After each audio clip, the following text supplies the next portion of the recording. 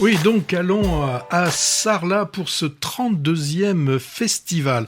Alors, le festival de Sarlat, on l'a découvert l'an dernier. C'est un festival qui s'intéresse beaucoup aux jeunes, puisqu'il y a des séances et des compétitions pour les lycéens et des compétitions également pour les étudiants.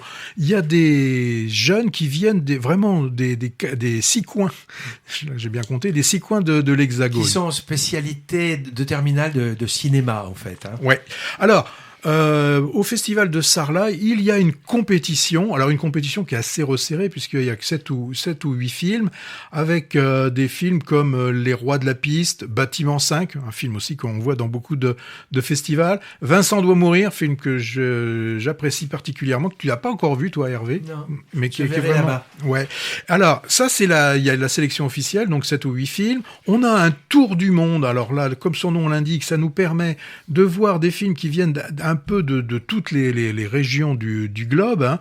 Alors les films, il y a des films comme 20 000 espèces d'abeilles, il y a L'Innocence, hein, le film Monster qui a changé de nom, le film de Koreeda. On a un qu'on n'a pas encore vu, mais on va essayer d'aller voir, c'est Los Delinquentes. Perfect Days de Wim Wenders qui est toujours présent. Voilà. Alors aussi, il y a ce qu'ils appellent le jeune regard. Donc là, c'est sur des films qui ne sont pas en compétition, qui n'ont pas mis non plus dans le tour du monde.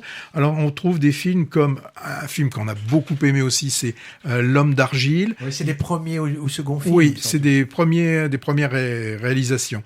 Donc il y a Avant que les flammes ne s'éteignent, État limite, Madame Hoffman qui était aussi au festival d'Auch. Donc c'est le festival de Sarlat, un festival où l'on a la possibilité aussi, et ça c'est intéressant, de rencontrer de nombreux réalisateurs, de nombreuses réalisatrices. Il y a aussi la possibilité d'avoir des acteurs ou des actrices qui viennent parler de leurs films. Et pour l'intégralité des films, en tout cas qui sont en sélection officielle, il y a des séances, un peu des séances de gala le soir, où les équipes du film sont présentes. Mais il n'y a pas de tapis rouge ou de tapis bleu là. Hein. Non, bon. Non. En tout cas, j'ai repéré moi beaucoup de choses intéressantes. Parmi il y a environ 80 longs métrages proposés au Rex Périgourdin.